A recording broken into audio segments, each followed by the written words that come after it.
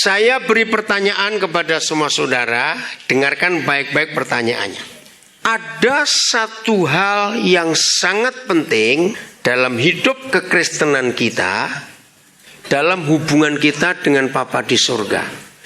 Nah, apabila hal ini tidak ada dalam hidup kita sebagai anak-anak Tuhan, maka kekristenan kita sia-sia, nol besar, sama dengan agama-agama yang lain. Nah, satu hal itu apa? Yang paling penting dalam hidup kita, dalam bersekutu, dalam hidup dengan Bapa di surga. Ayo jawab, apa hal yang paling penting? Satu, bukan dua. Nggak susah toh kalau cuma milih satu, kok milih 10 susah. Ayo, kasih. Bukan, jadi gini, sesuatu yang penting. Kasih apa? Pengenalan, bukan. Sesuatu yang ini menentukan betul hubungan kita dengan Tuhan. Kalau nggak ada yang ini, sia-sia hidup kita. Iman, kasih apa? Pengampunan, Roh Kudus, doa, bukan. Nah, itu yang betul. Hebat sekali. Siapa namamu? Andre. Loh, kenapa kau tertawa? Loh, betul kok tertawa ini. Kenapa kalian tertawa? Mentertawai Andre. Awas ya. Saudara perhatikan. Kekristenan tanpa kehadiran Tuhan dalam hidup kita, maka kita nggak beda dengan agama-agama yang lain. Hanya melakukan ritual, melakukan ibadah. Dengarkan baik-baik. Mengapa kita punya kitab suci? Jawabannya karena Tuhan hadir di hidup saudara kita itu. Loh, ya atau tidak? Kalau Tuhan tidak hadir di hidup Abraham, di hidup Nuh, di hidup Henokh, dan seterusnya, apa yang mau ditulis? Nggak ada apa-apa. Kekristenan tanpa kehadiran Tuhan, catat, pasti munafik. Kenapa? Ayo kita bongkar hal ini. Kekristenan kita tanpa kehadiran Tuhan di hidup kita, kita pasti jadi munafik. Kenapa? Ayo mikir. Ayo, kenapa? Karena gak ada Tuhan. Oke, bukan itu. Betul gak ada Tuhan, tapi akibatnya apa? Hasilnya apa kalau gak ada Tuhan di hidup kita? Tapi kita cuma melakukan aktivitas rohani, ritual. Sia-sia, bosan. Tanpa kehadiran Tuhan, hidup kita sebagai orang Kristen akan membosankan. Ini konsep penting di hidup kita. Nah, pertanyaan berikut. Menurut saudara, kehadiran Tuhan mana lebih penting? Dia hadir untuk kita waktu di gereja atau waktu di rumah?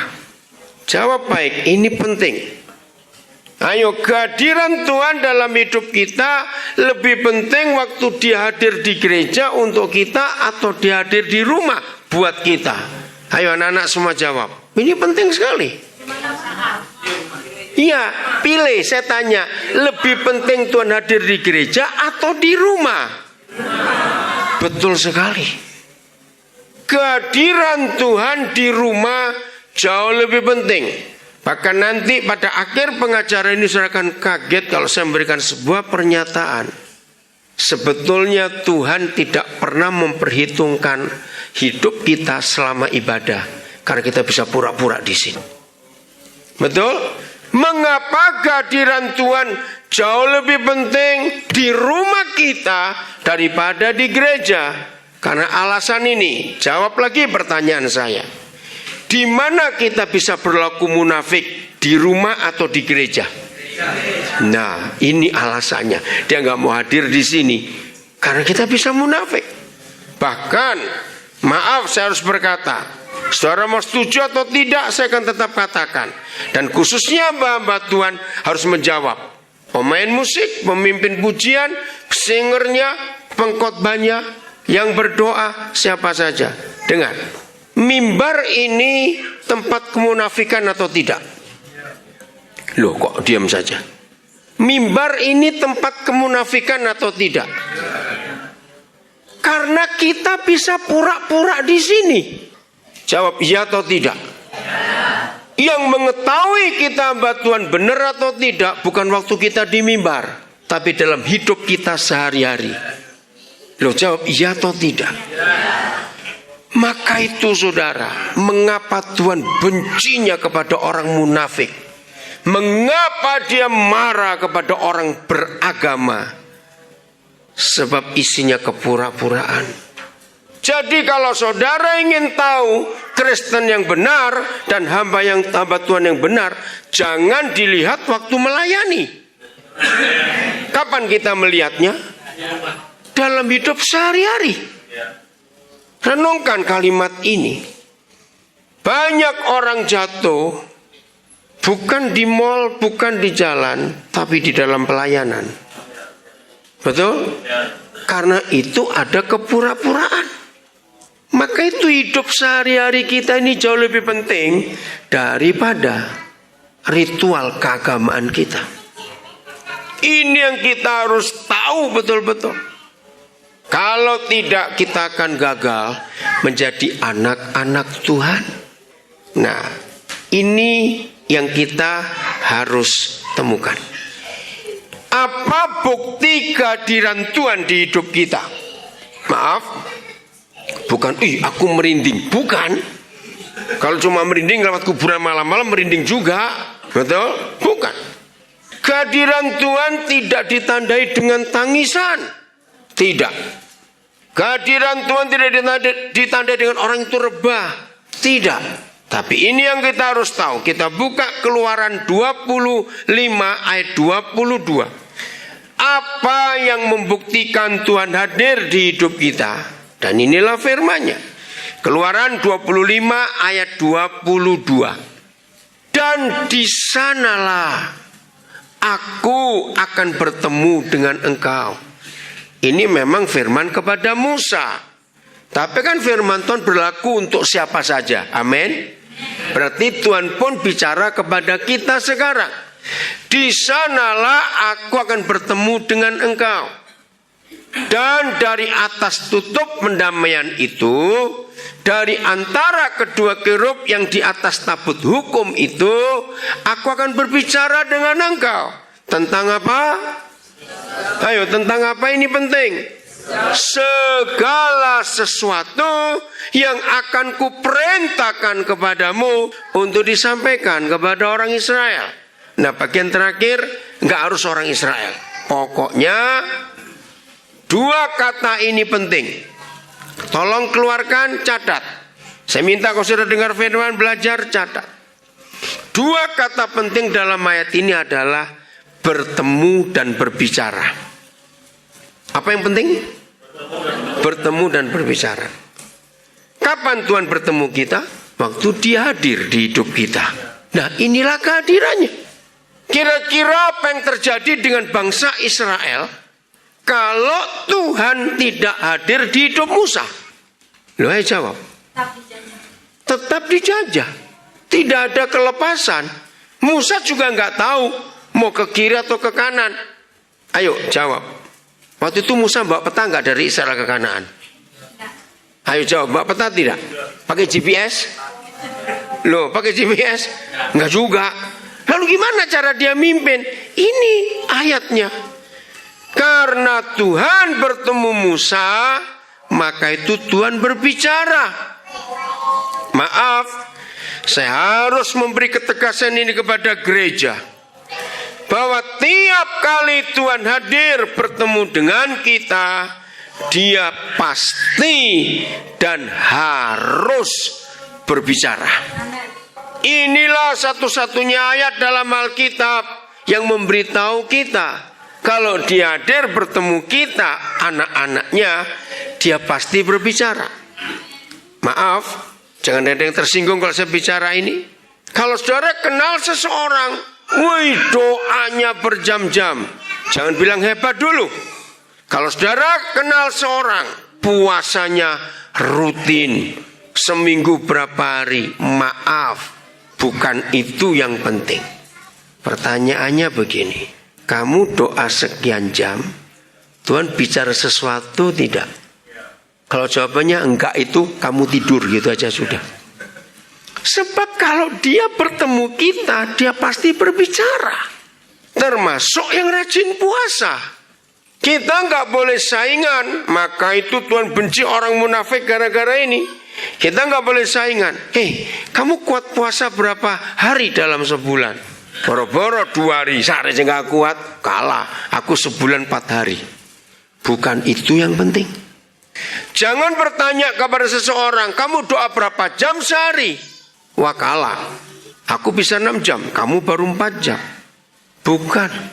Selalu kita tanya, berapa lama pun kita berdoa, berapa lama pun kita berpuasa, ukurannya adalah Tuhan berbicara apa. Kok nggak ada yang amin? Ini kekristenan.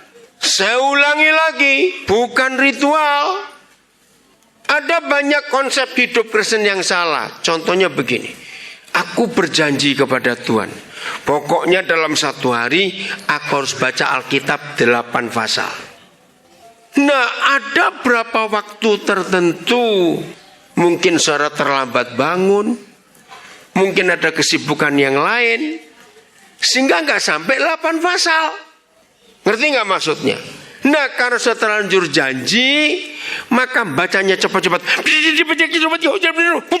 pasal selesai. Apakah itu kekristenan? Tidak. Karena orang itu hanya memenuhi 8 pasal. Nah, baca cepat-cepat gitu, ngerti nggak? Loh, saya tanya, cepat jawab. Enggak, dia aja lupa yang dia baca apa, kecepatan. Bagaimana Tuhan mau berbicara? Saudara, ini konsep penting.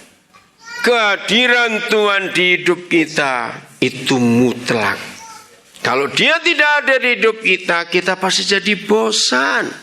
Maaf, melayani Tuhan tidak boleh ada rasa capek. Apalagi sampai rasa terpaksa. Maaf, saya keliling dalam banyak pelayanan. Ada satu gereja 1 hari Minggu itu 5 kali kebaktian. 4 kali. Maksimal yang saya pernah layani 6 kali. Nah, kalau saya melayani ibadah seperti itu, nah pasti banyak yang tanya, Pak, nanti jam kedua khotbahnya sama atau tidak?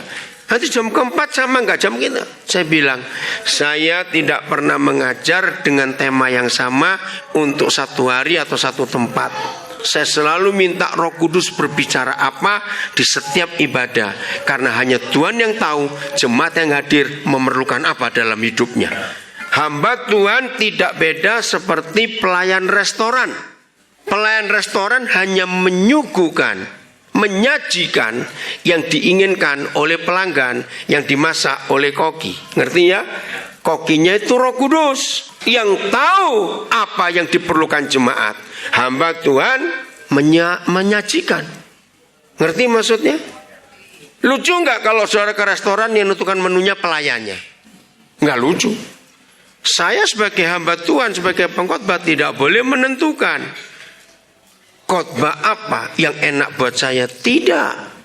Saya selalu bertemu Tuhan dulu dan dia berbicara, saya harus nyampaikan apa. Maka itu kenapa kalau saya khotbah selalu saya bawa alat rekam. Karena saya kan belajar lagi setelah saya ngajar. Karena sering kali waktu saya sambil ngajar ada hal-hal baru. Dan ini luar biasa. Tanya anak-anak saya yang sering ikut saya. Bukan sesuatu yang saya mau katakan itu hanya untuk kemuliaan Tuhan. Tanya mereka nanti. Apakah selama saya khotbah ada yang sama yang mereka dengar? Mereka juga heran. Saya juga heran, kok jangan lagi kamu, saya bilang. Kenapa bisa begini? Selalu ada hal baru yang Tuhan tunjukkan. Nah, kayak kembali. Biasanya WL, singer, pemusik itu lewat kebaktian kedua sudah loyo capek. Terus saya ngomong sama mereka, kamu melayani lagunya sama, musiknya sama. Saya melayani sama dengan kalian di jam 1, jam 2, jam ketiga. Kamu lihat gak saya capek atau tidak? Saya diskusi dengan mereka. Kenapa mereka bisa capek? Karena rutinitas. Dan itu kewajiban. Melayani Tuhan tidak boleh capek, tidak boleh loyo. Kenapa? Karena bebannya Tuhan yang tanggung. Ini bedanya. Apalagi kalau dia selalu hadir dalam setiap pelayanan kita, itu pasti menyegarkan, tidak membosankan. Betul ya? Matius 11 ayat 29, ayat 28 saya nggak usah baca dulu karena itu ayat terkenal sekali. Matius 11 ayat 29. Ini ayat yang saya pakai. Pikulah kuk yang kupasang. Apa kata lain kuk? Ayo, apa kata lain kuk? Beban. Bahasa umumnya tanggung jawab. Ya. Pikulah tanggung jawab yang kupasang dan belajarlah kepadaku, karena aku lemah lembut dan rendah hati.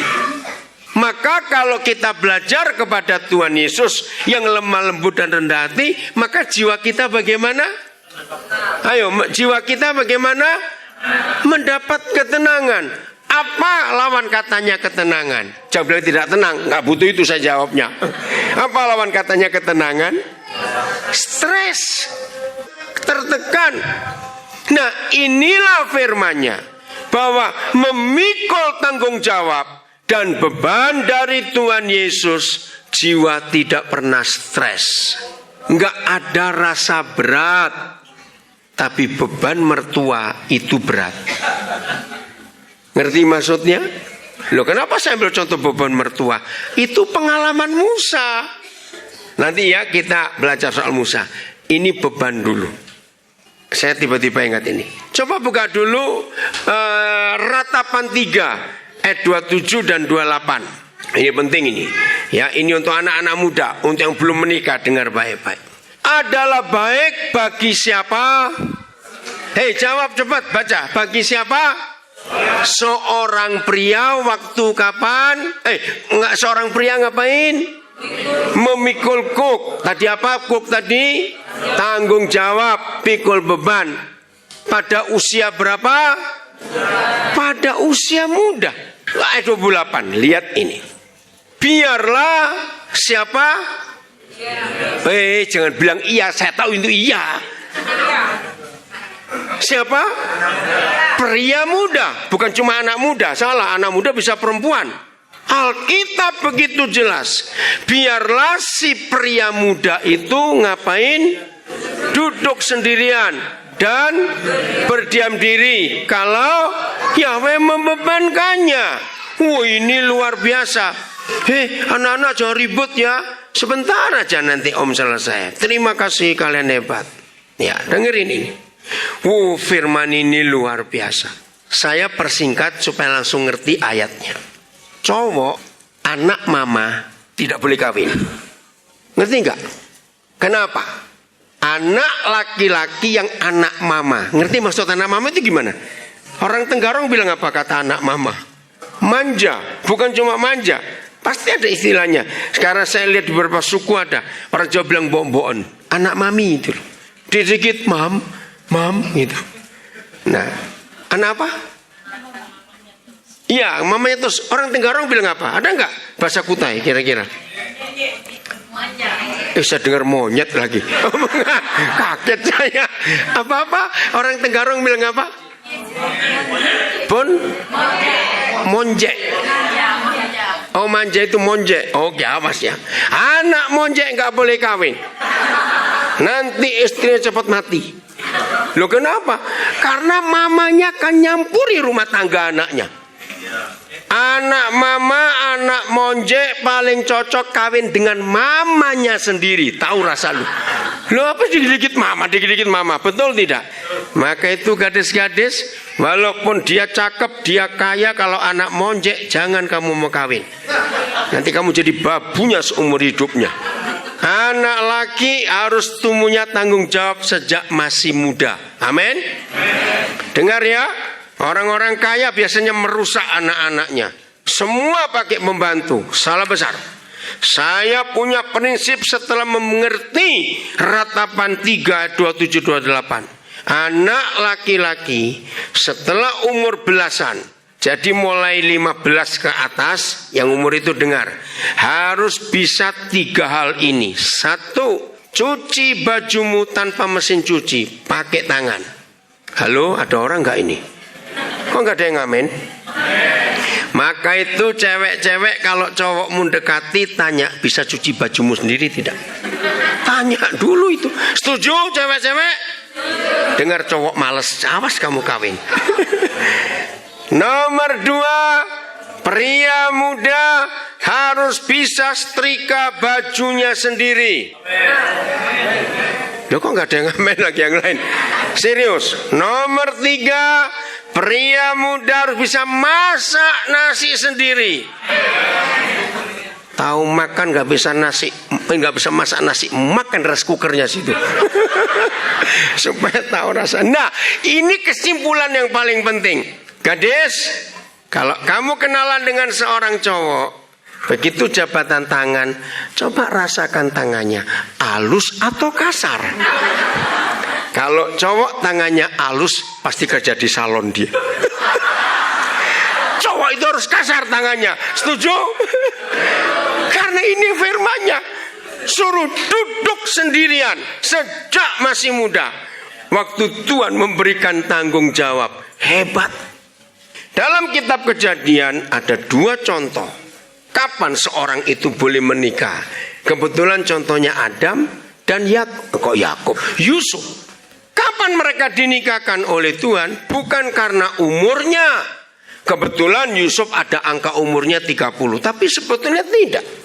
Kapan mereka menikah? Setelah mereka bisa bertanggung jawab. Apa tanggung jawab mereka? Adam diberi perintah, kelola taman ini, beri nama semua binatang. Nah, selesai itu baru Tuhan nikahkan, karena tanggung jawab sudah dikerjakan. Begitu pula Yusuf. Kapan dia menikah?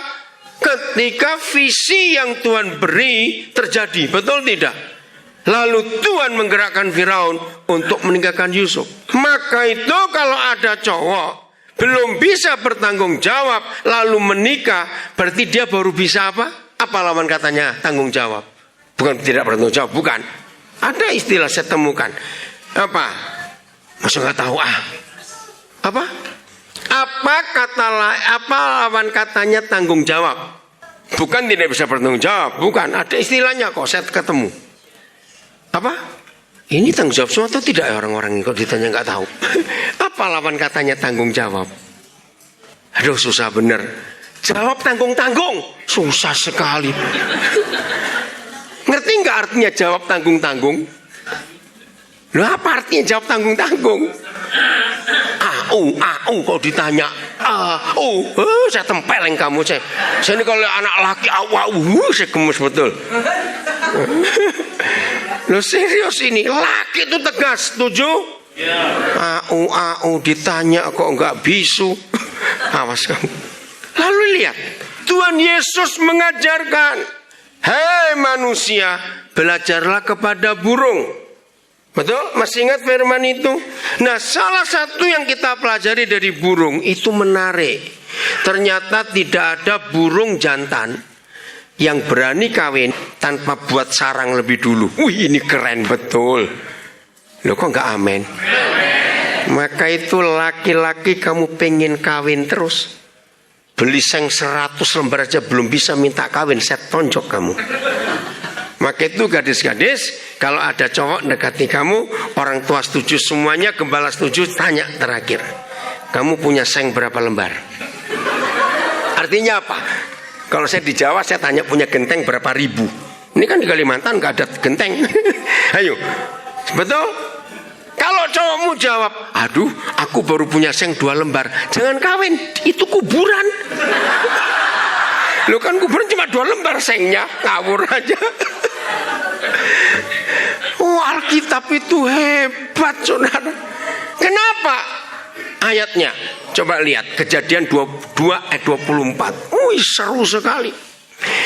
Maka itu kalau Tuhan tidak hadir di hidup kita, firman Tuhan jadi nggak ada artinya. Kita cuma baca begitu aja. Sebab itu siapa? Laki-laki lagi. Di Alkitab begitu banyak perintah, tugas, tanggung jawab laki-laki. Nah, sampai di sini setelah saya ngomong tentang laki-laki, lalu ada laki-laki dengar terus bilang, nyesel aku jadi laki-laki. Mau jadi apa kamu? Oh, awas kamu ya. Maka itu dalam dunia ini apa-apa kalau dengar, hei harus bertanggung jawab kamu. Itu bisa ngomong pada laki atau perempuan? Laki. Katakan yang perempuan, merdeka, nggak diminta tanggung jawab kamu. Amin. Semuanya pada laki-laki. Ini dia. Sebab itu siapa? Seorang laki-laki akan ngapain? Meninggalkan ayahnya dan ibunya. Perempuan gak ditulis, laki-laki. Kenapa? Maaf, jangan tersinggung.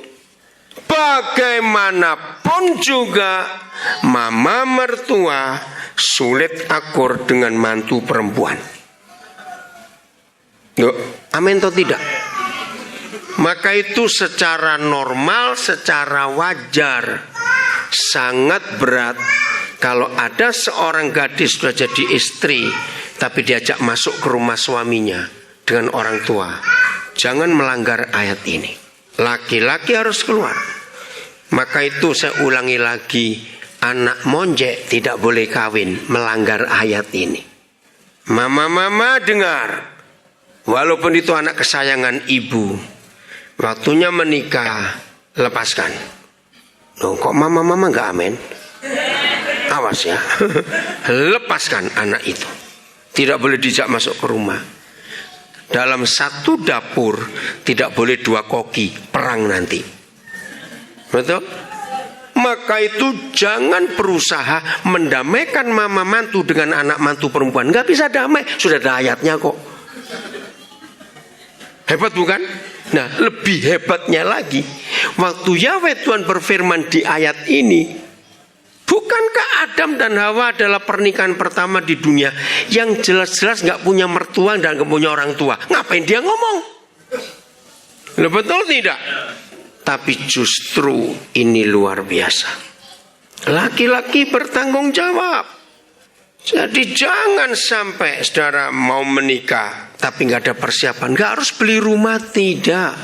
Sewa pun tidak apa-apa, asal laki-laki tinggalkan ayah ibunya. Maka pertanyaan kedua, loh, jangan keluar, ini penting. Oke, dengerin ya. Saya tanya ilustrasi berikut soal rumah. Jadi gadis setelah tanya saya gak mengerti, tanya ini, kamu sudah punya pintu berapa? Ngerti gak maksudnya punya pintu berapa? Punya? Loh ayo, punya pintu berapa itu punya apa? Kayak punya seng tadi itu loh. Sudah punya rumah. Kalau cowokmu jawab, aduh aku baru punya pintu satu, jangan menikah. Rumah pintu satu tuh sel penjara. Nah mungkin penjara pintunya dua, lari malingnya nih ke belakang. Maka itu Alkitab ini hebat sekali. Betul ya? Awas cowok-cowok hanya pengen kawin aja hobimu, nggak mikir tempat tinggal. Awas kamu. Setuju? Ya harus untuk firman Tuhan, mau nggak setuju gimana? Oke, saya lanjutkan ya. Masih soal kehadiran Tuhan dalam hidup ini. Saudara, sangat penting, sangat mutlak. Keluaran pasal 3. Setelah sekian waktu Musa terlalu nyaman dalam hidupnya. Keluaran 3 ayat 1. Tuhan pusing. Ya, enak saja. Adapun Musa, ia ngapain? Ayo baca, ia ngapain? Biasa menggembalakan kambing domba Yitro mertuanya. Stop dulu. Keluarkan kata biasa. Kata biasa di ayat ini artinya apa? Biasa. Rutinitas. Siapa punya ilustrasi bagus? Rutinitas itu seperti apa? Orang setrika, maju mundur gitu aja setrika. Itu membosankan. Siapa ingat berapa tahun Musa mengembalakan kambing domba ini? 40 tahun.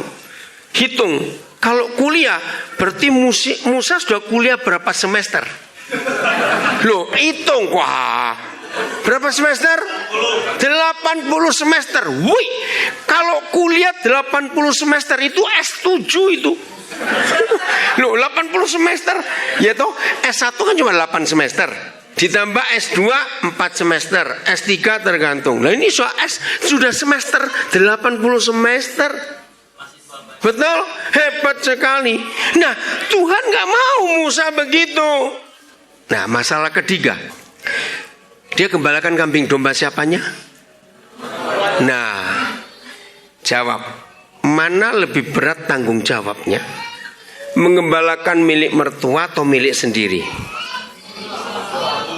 Enggak, milik mertua itu enggak ada tanggung jawab. Asal beranak terus kambingnya mertua diam. Loh betul tidak? Kan mertua cuma beranak enggak cuma gitu. Tapi milik sendiri harus mikir. Loh betul tidak? Ini kan dia kerja namanya. Nah pemilik kambing domba kan enggak minta macam-macam. Pokoknya beranak terus kambing dombanya. Tapi kalau pemilik sendiri harus mikir ini mikir itu, lebih berat. Ngerti? Saya lanjutkan. Biasa, rutin. Masih ingat selama Musa di Mesir dari umur berapa? Ayo, awas lupa sekolah minggunya gimana ini. Musa umur berapa, sejak umur berapa di Mesir? 2 tahun, bukan. Kok lupa ini gimana ini? 3 bulan. Dah. Lo kan 3 bulan. Loh, aduh, gimana ya? Tunjukkan ayatnya enggak ya? Cari sendiri lah kelamaan. Waktu ibunya sudah enggak bisa menahan suara anak ini makin kenceng, takut kedengaran tentara Firaun. Maka waktu Musa umur berapa dihanyutkan? Loh, Musa umur berapa dihanyutkan di Sungai Nil? 3 bulan. Jadi Musa umur 3 bulan sudah pindah ke istana Firaun. Hanya pagi sampai sore di rumah ibunya karena ditetei. Tapi selebihnya di sana. Nah ini maksud saya, berarti 40 tahun itu, karena di Mesir pun 40 tahun dia. Investasi surga besar gak untuk Musa? Ngerti kata investasi? Lu besar tidak? Besar. Nah investasi sebesar itu cuma dipakai rutinitas mengembalakan kambing domba. Itu sama dengan kalau di Tenggarong ada dokter lulusan Amerika jual bakso. Aduh sayang bener. Ngerti gak maksudnya? Nah Tuhan gak suka Musa setrika. Pagi-pagi keluarkan domba kambingnya, tunggu mereka makan, Musa duduk, sore pulangkan. 40 tahun. Tuhan pusing, gak bisa Musa kamu begitu terus. Maka hari itu Tuhan hadir di hidup Musa. Betul tidak? Lu Tuhan hadir gak di peristiwa ini? Hadir. Lalu Tuhan bicara gak kepada Musa waktu hadir? Betul. Bicara apa? Kita belum baca semuanya, tapi kita bicara. Musa, aku sudah mendengar ratapan penderitaan umatku di Mesir. Pergi balik ke Mesir, selamatkan mereka. Inilah bukti di mana Tuhan hadir. Pasti Tuhan berbicara dan ada sebuah tindakan konkret. Amin. Kekristenan yang cuma seperti setrika, tahu kata itu? Pagi minggu ke gereja, siang pulang, tunggu minggu depan lagi, balik lagi, terus begitu, nggak ada apa-apa yang bisa dikerjakan. Tuhan rugi. Maka itu di Keluaran 3 sekali. Nah kata ini penting. Coba keluarkan. Begitu saudara melihat sebuah fakta, Musa rutinitas mengembalakan kambing domba Yitro mertuanya. Sekali. Membaca kata sekali, muncul apa di benak saudara? Sekali. Ayo, cepat mikir. Saat itu aja? Bukan. Kata sekali bukan saat itu saja, bukan juga tiba-tiba. Ayo jawab, salah gak apa-apa, kita diskusi. Nah saya ingin, khususnya anak-anak muda ya, kalau sudah tua-tua gak dituntut seperti anak muda. Maka itu orang tua merdeka, bilang gitu. Anak muda dengar. Kalau saudara baca Alkitab, lihat cara saya membaca. Temukan kata kuncinya, apa, dan minta Roh Kudus membongkar, ada apa. Maaf, saya beri contoh. Sudah berapa ratus kali sudah baca ayat ini. Ketika saya buka kata biasa, dapat sesuatu bukan? Loh iya atau tidak? Maka itu kalau baca jangan menjadi puji Tuhan 8 pasal. Bukan begitu. dinikmati betul-betul, direnungkan, diulang-ulang seperti sapi memama biak. Nah, sekarang kata sekali. Bukan apa tadi? Bukan tiba-tiba, bukan apa tadi sebelumnya? Ayo. Saat itu juga bukan. Ayo yang lain. Kata sekali menunjuk apa di sini? Suatu saat, bukan? Oke, saya percepat. Kata sekali menunjuk begini. Ini Tuhan. Nah, kena lu sekarang gitu loh. Ada nggak unsur itu? Lu ngerti nggak kalimat itu? Kalau ada, saudara nunggu sesuatu. Misalnya ini, saudara jengkel dengan anjing tetangga. Kamu lewat sekali lagi, awas kamu. Saudara tunggu sekian lama. Wih, pas lewat. Semangat nggak? Lo ngerti nggak ilustrasi itu? Kena lu sekarang. Nah, sekali. Setelah 40 tahun Musa cuma mondar-mandir rumah mertuanya ke padang pengembalaan. Pagi berangkat, sore pulang, 40 tahun. Minggu pun kerja dia. Kalau nggak kerja, istrinya diminta balik sama papanya. Istilah saya begitu. Sekali. Sekali apa?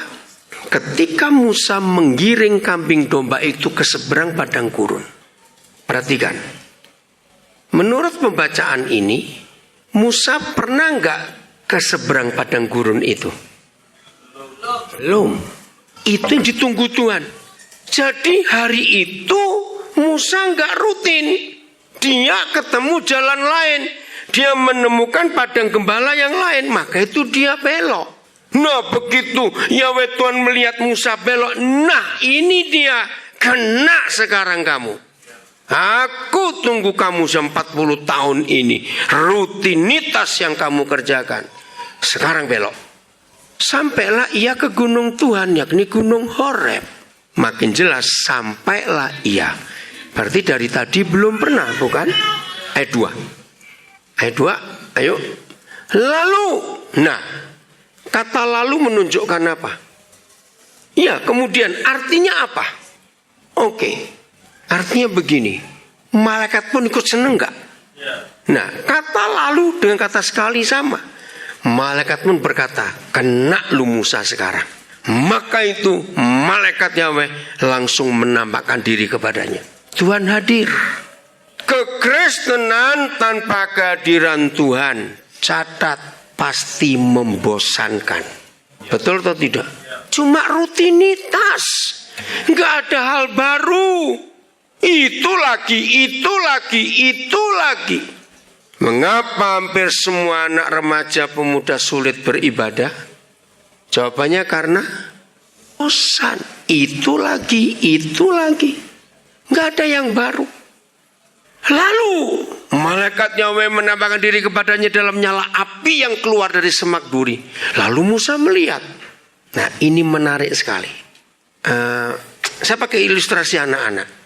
Kalau ada anak kecil lagi sibuk sesuatu, bagaimana cara papa mamanya mengalihkan perhatiannya? Ngerti? Nah seperti itu papa dengan Musa. Musa dipancing untuk ke seberang padang gurun. Nah cara pancingan Tuhan, Tuhan mainan api. Betul nggak? Boleh nggak saya berkata Tuhan main api? Dia bakar sesuatu tapi nggak terbakar. Ayo, secuek-cueknya orang. Ada nggak orang cuek-wek gitu? Ada orang nangis, ada orang apa? Dia cool aja, cuma diem aja gitu. Kayak mayat hidup. Nah secuek-cueknya orang misalnya. Begitu melihat api menyala, ternyata yang dibakar nggak terbakar. Noleh nggak? Ayo noleh tidak? Nah dengar ya. Seringkali kalau saudara hidup dalam rutinitas, Tuhan akan izinkan kejutan-kejutan membuat saudara sadar. Contoh yang paling gampang kalau saudara senang naik mobil, mana lebih bahaya lewat jalan tol yang lurus terus atau yang belok-belok? Mana yang lebih bahaya? Kenapa yang lurus bahaya? Membosankan, nggak ada tantangan dalam hidup. Maka itu kalau saudara belajar manajemen, musuh manajemen bukan fasilitas, tapi zona nyaman. Setuju saya ngomong ini? Musuh manajemen adalah zona nyaman. Kenapa zona nyaman itu musuh manajemen? Cepat jawab. Karena orang yang berada di zona nyaman, dia nggak mau berubah hidupnya. Terus begitu saja. Dan ini berbahaya. Kadang-kadang Tuhan izinkan sesuatu yang nggak enak terjadi di hidupmu, supaya Tuhan memancing saudara untuk melihat ke arah Tuhan. Setuju saya ngomong ini? Catat baik-baik. Maka itu kalau ada hal yang tidak enak terjadi di hidup saudara, jangan marah. Itu karena kegoblokan kita. Terlalu nyaman di sebuah daerah. Harus pindah. Lihat sesuatu. Musa melihat. Dan tampaklah, lalu ia melihat dan tampaklah semak duri itu menyala. Tapi tidak dimakan api. Heran gak? Ayo, secuek-cueknya orang heran tidak? Heran. Ayat 3. Musa berkata, woi kalau gitu aku mau nyimpang ke sana untuk memeriksa penglihatan yang hebat itu. Mengapakah tidak terbakar semak duri itu? Nah, terpancing Musa. Puji Tuhan dia nurut. Ayat 4. Ketika dilihat Yahweh bahwa Musa menyimpang untuk memeriksanya, berserulah. Woi, saya suka kata ini. Kenapa Tuhan berseru? Kalau berseru itu bagaimana? Berteriak. Ya, kenapa Tuhan berteriak? Ayo, ini cara belajar firman Tuhan. Ya, kenapa berseru? Semangat. Yaitu tadi, kena lu sekarang. Ini yang ditunggu 40 tahun. Maka itu Tuhan excited, Tuhan semangat. Musa. Sukacita dia. Saudara, tanpa kehadiran Tuhan, berarti Tuhan tidak pernah berbicara kepada kita. Kalau Tuhan tidak pernah berbicara kepada kita secara pribadi, maka kekristenan kita hanya kemunafikan. Masih ingat kisah Nuh? Masih ingat? Walaupun gak ada kata rutin, pasti Nuh rutinitas. Apalagi sudah punya menantu, anak 3 sudah menikah semua. Kan aman, sudah tua lagi. Nah Tuhan gak mau dia santai-santai, zona nyaman. Terus Tuhan hadir gak di hidup Nuh? Loh, Tuhan hadir tidak? Saya tanya kok. Hadir. Terus Tuhan ngomong gak? Ngomongnya gak tanggung-tanggung gitu. Nuh, buatkan kapal besar. Hah? Kapal? Ingat? Sampai pada zaman Nuh, manusia belum menggunakan alat transportasi air. Jadi yang namanya perahu saja belum pernah ada. Rakit, orang sini bilang apa rakit? Orang Jawa bilang ketek. Tahu rakit? Rakit ya, sama. Tahu rakit toh? Loh, tahu rakit nggak saya tanya? Yang cuma kumpulan bambu diikat saja. Rakit saja itu tidak ada zaman itu. Ayo, kalau Nuh model kita, terus dengar Nuh buat kapal yang besar. Kira-kira saudara bingung nggak? Kapal itu apa? Betul? Nah, ada sebuah tindakan yang membuat Nuh harus merubah konsep pikirannya. Ayo, kira-kira kalau kita Nuh, jawab.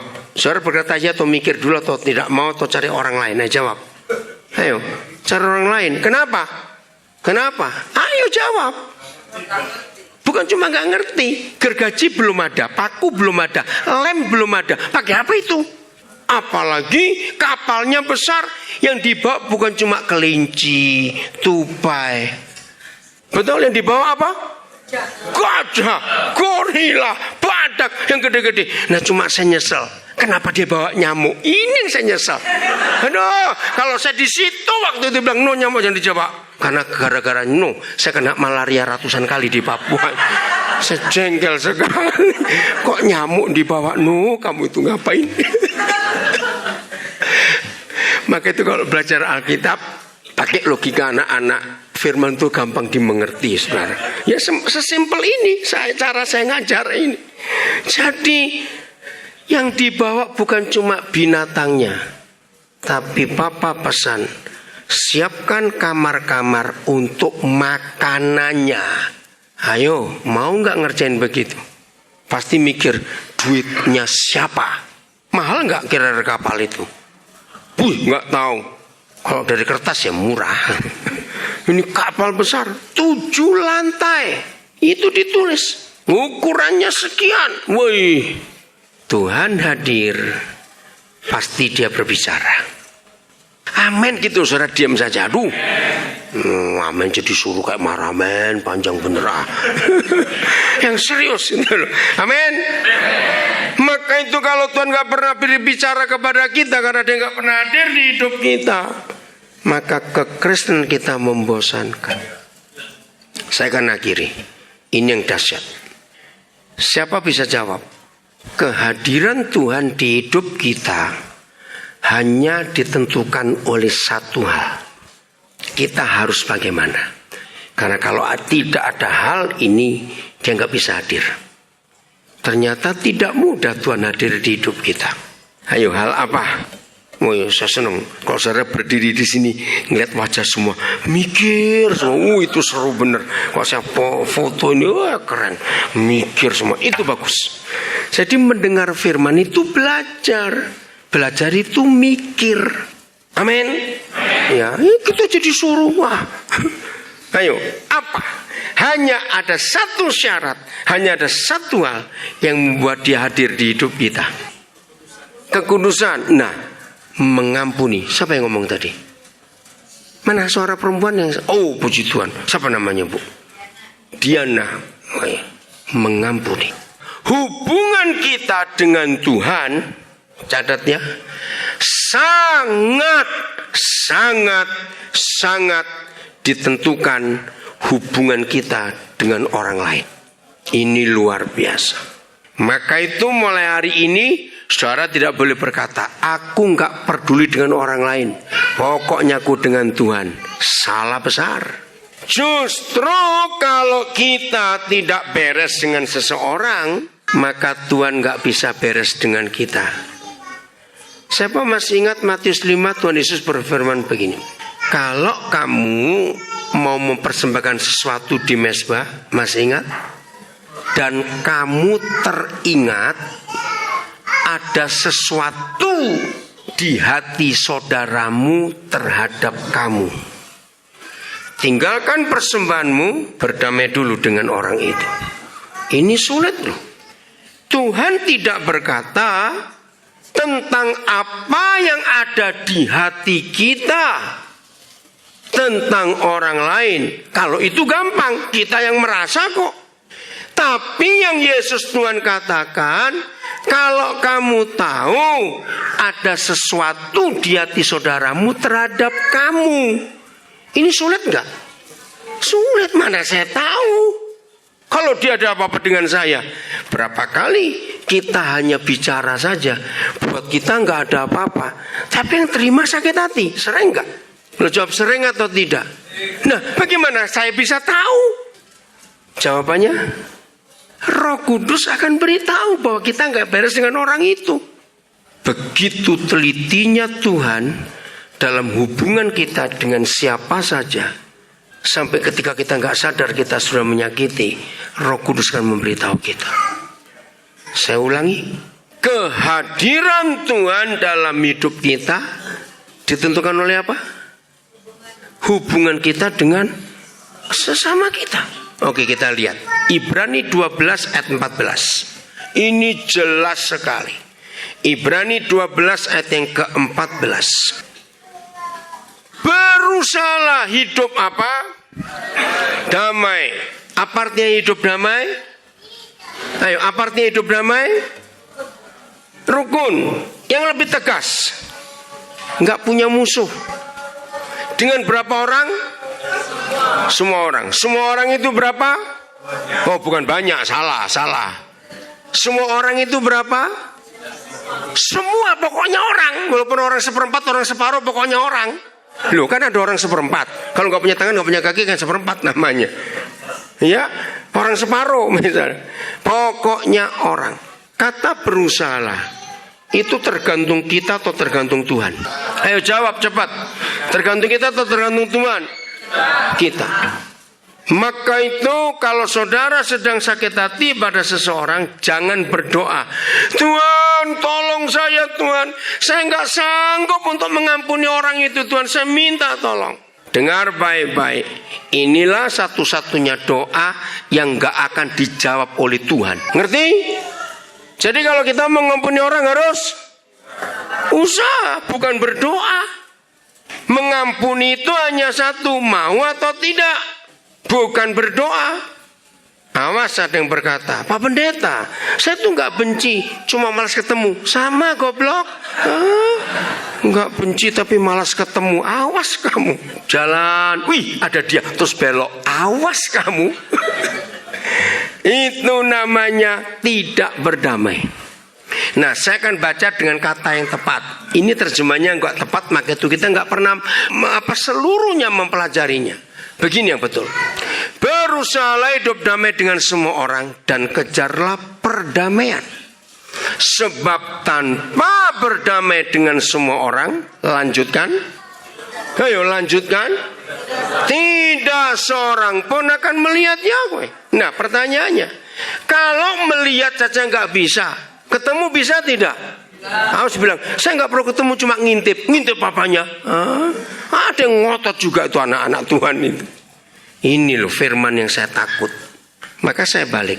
Gara-gara ayat ini, setan berhasil membuat Tuhan tidak hadir di hidup banyak pendeta dan anak Tuhan. Ngerti maksud saya? Karena setan tahu ayat ini, bahwa satu-satunya hal yang membuat kekristenan tidak ada artinya adalah kehadiran Tuhan.